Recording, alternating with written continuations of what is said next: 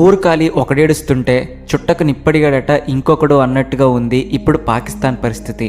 ఈ మధ్య ఈ ప్రపంచంలో ఎప్పుడు ఏం జరుగుతుందో ఎవరికీ అర్థం కావట్లేదు. ప్రస్తుతం ప్రపంచం దృష్టి అంతా మిడిల్ ఈస్ట్ వైపే ఉంది. ఇరాన్ ఏమో యుద్ధానికి సై అంటుంది. అమెరికా తన పావులు కదుపుతుంది. చైనా ఎప్పుడు ఛాన్స్ దొరుకుతుందా అని వెయిట్ చేస్తుంటే రష్యా సైలెంట్గా అంతా గమనిస్తుంది. ఎటు చూసినా గన్ పౌడర్ వాసనే. అసలు మూడో ప్రపంచ యుద్ధం వచ్చేస్తుందా అన్న టెన్షన్ అందరిలో ఉంది. కానీ ఈ హడావిడిలో ఆసియా మూలలో అగ్రరాజ్యాల మైండ్ బ్లాక్ అయ్యేలా ఒక ఇన్సిడెంట్ జరిగింది. ప్రపంచం మొత్తం ఇరాన్ ఇజ్రాయెల్ వైపు చూస్తుంటే అమెరికా చైనా కూడా కలలో ఊహించని ఒక భారీ స్కెచ్ వేసింది మన భారతదేశం.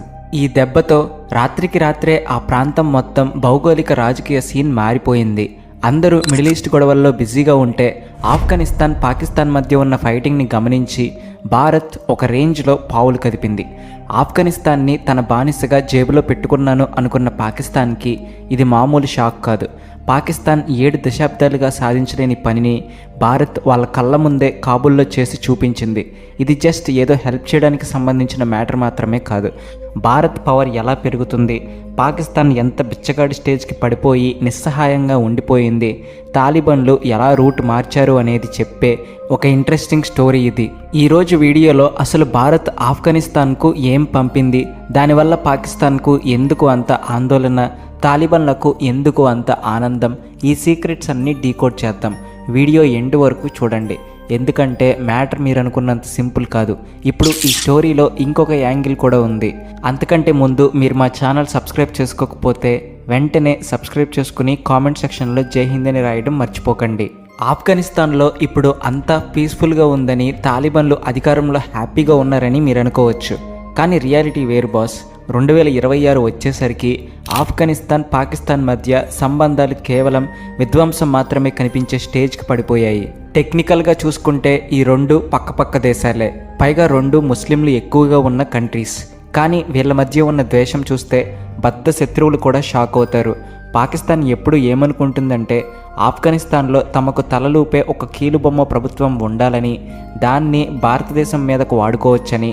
కానీ తాలిబాన్లు పవర్లోకి వచ్చాక పాకిస్తాన్ ఆశల మీద నీళ్లు చల్లారు. మేం ఇక ఎవరికి బానిసల్లా బ్రతకడానికి రెడీగా లేము అని తాలిబాన్లు తేల్చి చెప్పారు. అసలు ఈ ఉద్రిక్తతకంతా main reason Durand line. British వాళ్ళు గీసిన ఈ బార్డర్ లైన్ని ఆఫ్ఘనిస్తాన్ ఎప్పుడూ ఒప్పుకోలేదు. పాకిస్తాన్లోని చాలా ఏరియాలు మా ఆఫ్ఘనిస్తాన్లో భాగమే అంటుంది. పైగా తాలిబాన్లు వచ్చాక ఈ బార్డర్ దగ్గర ఉన్న ముళ్ళ కంచెను పీకేయడానికి గట్టిగానే ట్రై చేస్తున్నారు. అందుకే రెండు దేశాల ఆర్మీల మధ్య రోజు ఫైటింగ్లే. కానీ ఇది బార్డర్తో ఆగిపోయే మ్యాటర్ కాదు. పాకిస్తాన్ లోపల వరుసగా జరుగుతున్న బాంబ్ బ్లాస్ట్లు వాళ్ళ నడ్డి విరుస్తున్నాయి. దీనికంతటికీ ఆఫ్ఘన్ గడ్డనే మాకు వ్యతిరేకంగా వాడుకుంటున్నారు అని పాకిస్తాన్ ఆరోపిస్తుంది. ఇంకేముంది, ఈ ఫ్రస్ట్రేషన్లో పాకిస్తాన్ సహనం కోల్పోయి ఒక పెద్ద బ్లండర్ చేసింది. ఆవేశంలో ఆఫ్ఘనిస్తాన్ లోపలికి వెళ్ళి మరీ ఎయిర్ స్ట్రైక్ చేసింది. మేం మా శత్రువులనే టార్గెట్ చేశామని పాకిస్తాన్ కవర్ డ్రైవ్ ఆడినా పాపం ఈ దాడుల్లో అమాయకులైన ఆఫ్ఘన్ పౌరులు, ఆడవాళ్ళు, పిల్లలు చనిపోయారు. లెక్కల ప్రకారం 400 మందికి పైగా ప్రాణాలు కోల్పోయారు. ఇది డైరెక్ట్గా ఆఫ్ఘన్ సమాజం మీద జరిగిన దాడి. దీంతో తాలిబాన్లకు ఎక్కడ లేని కోపం వచ్చి ఈ రక్తపాతానికి ప్రతీకారం తీర్చుకుంటామని శపథం చేశారు. ఇంకేముంది, రెండు దేశాల మధ్య యుద్ధ వాతావరణం వచ్చేసింది. రెండు వైపులా ఫిరంగులు మోగుతున్నాయి. ఇదంతా జరుగుతుంటే మన భారతదేశం సైలెంట్గా షో చూస్తుంది. భారత్కి ఇది చాలా క్రిటికల్ టైం. ఒకవైపు మన బద్ధ శత్రువైన పాకిస్తాన్ తన సొంత తప్పులతో తానే గోతిలో పడి నాశనమవుతుంది. మరొక వైపు భారత్ ఎప్పుడూ అఫీషియల్గా గుర్తించని తాలిబాన్ల రూలింగ్లో ఉన్న ఆఫ్ఘనిస్తాన్. కానీ భారత్ పాలసీ ఎప్పుడూ వసుదైవ కుటుంబకం, అన్నిటికంటే ముందు పొరుగు దేశానికే ఫస్ట్ ప్రయారిటీ. ఆ టైంలో ఆఫ్ఘనిస్తాన్ ప్రజలు ఎంత నరకం చూస్తున్నారో భారత్కి తెలుసు. ఒక పక్క తాలిబాన్ల కఠినమైన రూల్స్, ఇంకో పక్క పేదరికం, ఆకలి, తోడుగా ఇప్పుడు పాకిస్తాన్ దాడులు. కరెక్ట్గా ఇక్కడే భారత్ తన అతిపెద్ద దౌత్య బ్రహ్మాస్త్రాన్ని ప్రయోగించింది. కేవలం ఉద్యోగంతో ఎవరు కోటీశ్వరులు కాలేరు. కోటీశ్వరులు ఎక్కువగా స్టాక్ మార్కెట్లో ఇన్వెస్ట్ చేస్తారు. మీకు ఈ స్టాక్స్ ఎక్కడ మొదలు పెట్టాలో తెలియకపోతే మార్కెట్ వూల్ఫ్తో ట్రై చేయండి. ఇది ఇండియాలో వేగంగా ఎదుగుతున్న సెబీ రిజిస్టర్డ్ యాప్. ఇందులో ఎక్స్పర్ట్స్ ప్రతిరోజు ఎక్కడ ఇన్వెస్ట్ చేయాలో ఫ్రీగా చెప్తారు.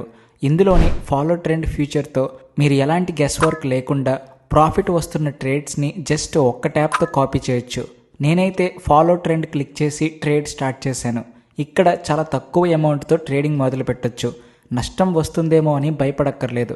దీంట్లో ఇన్బిల్ట్ స్టాప్ లాస్ ఆటోమేటిక్గా ట్రేడ్ని ఆపేస్తుంది. సో మీకు ఎక్కువ నష్టం జరగదు. ఇక్కడ చూసారంటే ప్రాఫిట్ రాగానే స్టాప్ ట్రేడ్ నొక్కాను. సింపుల్గా 2065 రూపాయల లాభం వచ్చేసింది. వీళ్ళు ఇచ్చే ఫ్రీ రికమెండేషన్స్ వాడి యూజర్లు ఫిబ్రవరిలో 39,369 రూపాయలు, ఒక్క రోజులో 15,239 రూపాయలు, 2025లో ఏకంగా 5 లక్షల వరకు ప్రాఫిట్స్ చూశారు. అంతేకాకుండా ఈ లాభాల మీద మార్కెట్ వుల్ఫ్ ఎలాంటి కమిషన్ తీసుకోదు. ఉదయం 9 నుండి రాత్రి 12 గంటల వరకు ఈ ఫెసిలిటీ అంతా జస్ట్ 99 రూపాయల లైఫ్ టైం ఫీజుతో వాడుకోవచ్చు. మీకోసం నేను 2 మిలియన్లకు పైగా డౌన్లోడ్స్ ఉన్న మార్కెట్ వుల్ఫ్ యాప్ లింక్ కామెంట్స్లో అలాగే డిస్క్రిప్షన్లో పిన్ చేశాను. వెంటనే క్లిక్ చేసి డౌన్లోడ్ చేసుకోండి.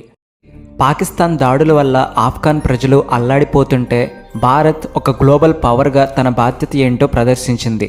వాళ్లకు మెడిసిన్స్, ట్రీట్మెంట్, అత్యవసరమైన టైంలో భారత్ తన సహాయ హస్తం అందించింది.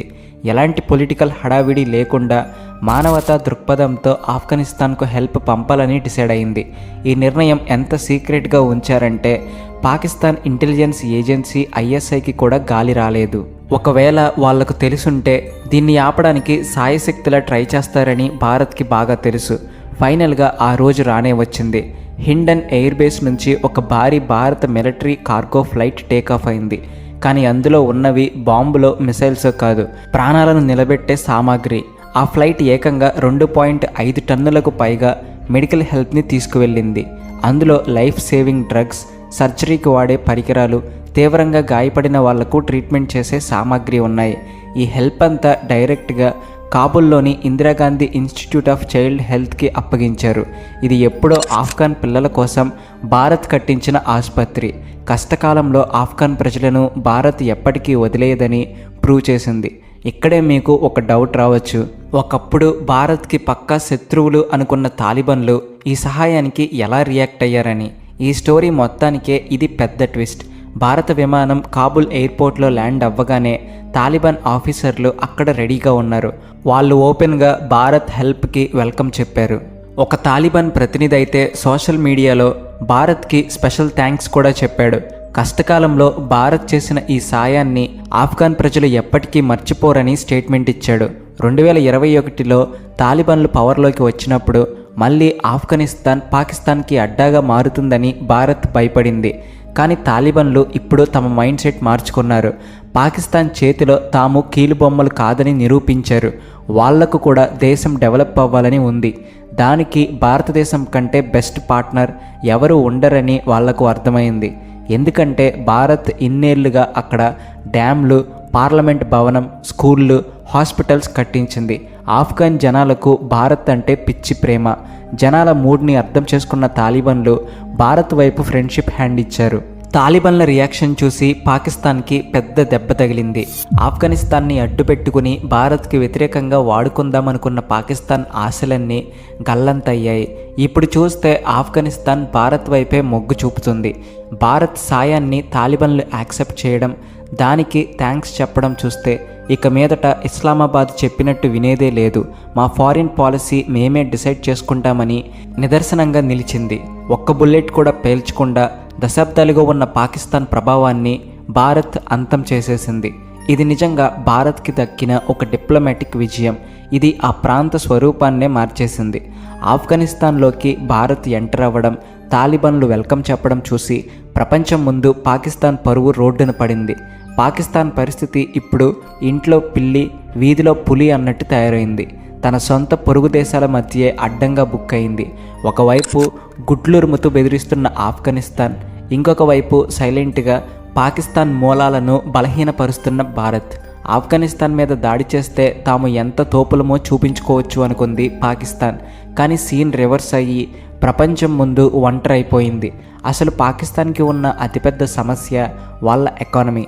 2026 నాటికి వాళ్ళ దగ్గర చిల్లి గవ్వ కూడా లేదు. పేదరికపు అంచున ఉన్నారు.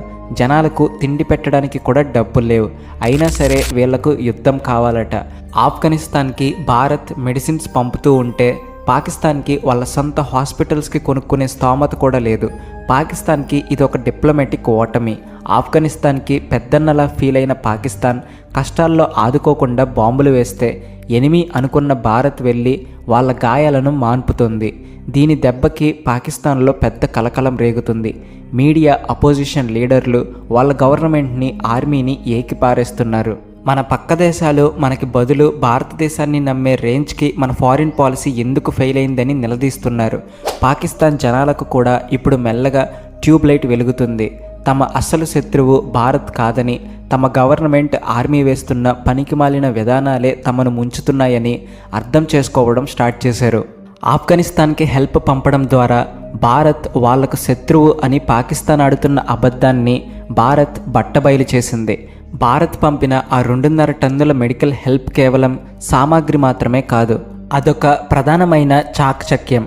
ఒక దెబ్బకు 2 కాదు, ఏకంగా 3 పిట్టలు పడ్డాయన్నట్టు ఈ ఒక్క చర్యతో భారత్ అనేక లక్ష్యాలను సాధించింది. ఫస్ట్ పాయింట్, ఆఫ్ఘన్ జనాల మనసుల్ని భారత్ గెలుచుకుంది. భారత్ వాళ్లకు రియల్ ఫ్రెండ్ అని, కష్టకాలంలో ఎప్పుడు అండగా నిలుస్తుందని ప్రూవ్ చేసుకుంది. దీంతో అక్కడ భారత్ సాఫ్ట్ పవర్ మరింత పెరిగిపోయింది. ఆఫ్ఘన్ పౌరులు ఇప్పుడు భారత్ని ఒక రక్షకుడిగా చూస్తున్నారు. సెకండ్ పాయింట్, పాకిస్తాన్కి దాని ప్లేస్ ఏంటో చూపించింది. పాకిస్తాన్ బోర్డర్లోకి సైలెంట్గా దూరి స్కెచ్ వేయగలమని ప్రూవ్ చేసింది. ఎన్నాళ్ళు పాకిస్తాన్ మనల్ని 2 ఫ్రంట్ వార్తో బెదిరించేది కదా, ఇప్పుడు పాకిస్తానే 2 ఫ్రంట్ వార్లో ఇరుక్కుంది. ఒకవైపు స్ట్రాంగ్గా ఉన్న భారతదేశం బోర్డర్, ఇంకొక వైపు పాకిస్తాన్ని ద్వేషిస్తున్న ఆఫ్ఘనిస్తాన్. పాకిస్తాన్ మీద ప్రెషర్ పెట్టడానికి భారత్కి ఆఫ్ఘనిస్తాన్ ద్వారా ఒక కొత్త రూట్ దొరికింది. థర్డ్ పాయింట్, తాలిబాన్లతో రిలేషన్కి ఒక కొత్త డైరెక్షన్ ఇచ్చింది. వాళ్ళని అఫీషియల్గా రికగ్నైజ్ చేయకుండానే వాళ్ళతో కలిసి పనిచేయడానికి ఒక ప్రాక్టికల్, రియలిస్టిక్ మార్గాన్ని భారత్ కనుక్కుంది. ఆఫ్ఘనిస్తాన్లో తాలిబాన్ అనేది ఒక వాస్తవం అని, భారత భద్రత కోసం వాళ్ళతో రిలేషన్స్ కంటిన్యూ చేయడం చాలా అవసరమని భారత్కి అర్థమైంది. ఆఫ్ఘనిస్తాన్ ద్వారా భారత్ సెంట్రల్ ఆసియాలోకి ఎంట్రీ అవ్వచ్చు. అక్కడ భారత్ పవర్ కంటిన్యూ అయితే చైనా తీసుకొస్తున్న బెల్ట్ అండ్ రోడ్ ఇనిషియేటివ్కి కూడా పెద్ద దెబ్బే పడుతుంది.